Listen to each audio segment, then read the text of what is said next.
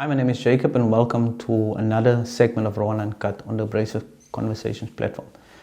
Today, in this particular segment, I want to speak about the relevance of Mandela Day. So, I went to Gqeberha on the 18th of July 2022. So, those of you who doesn't know, that is Mandela's birthday. So, normally, internationally, that's the day that people are celebrating Mandela Day. And the aim of Mandela Day is to give back 67 minutes of your time of goodwill towards the betterment of humanity, community, in whatever way. And that same day, as I landed in Gqeberha, I also saw the headline of the Herald. And it was with regards to President Cyril Ramaphosa's visit on Mandela Day to Gqeberha. And his visit made headlines. It made headlines not just in the Herald, but afterwards I also saw it trending online. Now the interesting thing is that the residents of Gqeberha was very disappointed by his visit, because as that newspaper article said, this is the first time since the water crisis in Gqeberha that he made a visit to them and to assess the situation. And he went, the entire visit was at the water treatment station. So it was at that particular station that he spent most of his time, and then he left again. So for me, the critical person that I'm always be, and I think there's many people that might be tired. I'm not tired. There needs to be a critical voice. For me, it was interesting, and the irony or the spin, it couldn't miss me. Cyril Ramaphosa and his presidency and his public relations people choose Mandela Day, the 18th of July, to go to Nelson Mandela Bay in Gqeberha to address a particular problem. So for me, that's a clear indication that our president didn't care about the water crisis in Gqeberha. It was purely a PR stunt to go to Gqeberha on Mandela Day in Nelson Mandela Bay Metropolitan. Does this politicians and does our president really think that we are a fool?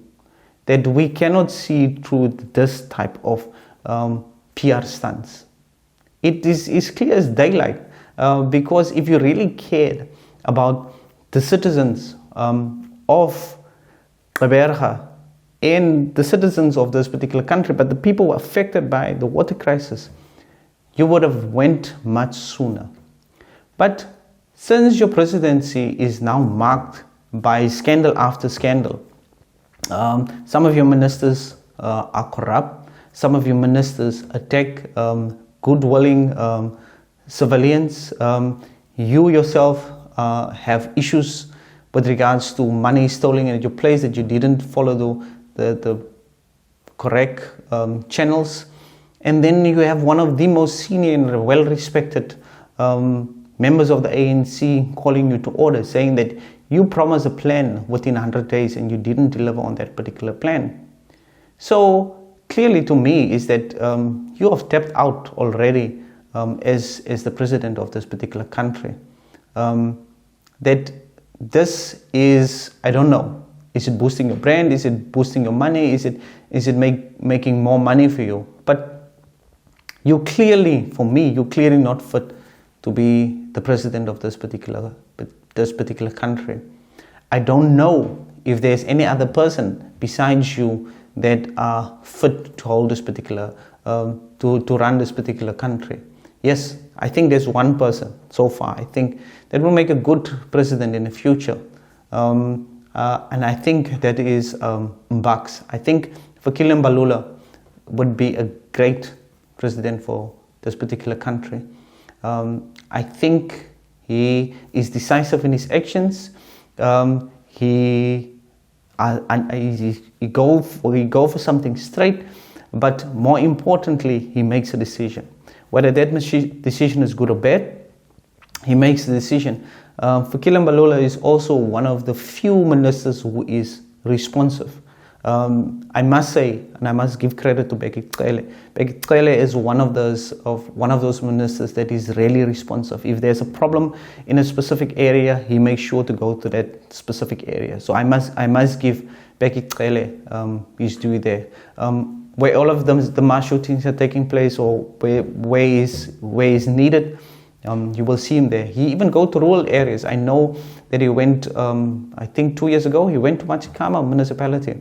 And he engaged with the police there.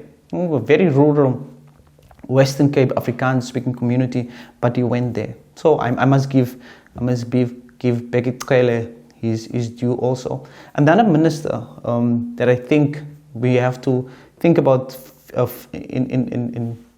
as future leadership for the ANC I think is Stella Ndabeni Abrams. I think is also very responsive. Is still young. She's still young in terms of the overall age group of the ministers and the MPs of the ANC. Also very responsive. Go to specific areas. So those are kind of the three people that I've noticed, and this might just what the media is giving me. But the thing is, and I come back to my particular point, is that our president are using the good name of Nelson Mandela to boost his particular public profile for the upcoming ANC presidential elections in December. So I think me, like many South Africans, are disappointed and are looking to see what is happening at this coming conference. If he's going to be the next president of the ANC, the ANC is not going to win this election. If any other person, like your ace in the Zuma camp, is going to be the next president of the ANC, it's not going to win. The ANC is not going to win these elections. People are tired. So this is the last, but this is the last opportunity for the ANC to do something right. And please do not take us for fools. We are certainly not fools. We know when you do something for cheap PR points, and we know when people are doing stuff because they truly believe that it is our right as South Africans to get proper services. So once again, this brings me to the end of another segment of Raw and Uncut. Please join the conversation. I always love that you are part of the conversations. Sometimes I bring it into my conversation, and it helps me not to be ignorant. So be critical of my critical voice. I appreciate that. So thank you for watching, and until we see each other again, may God bless.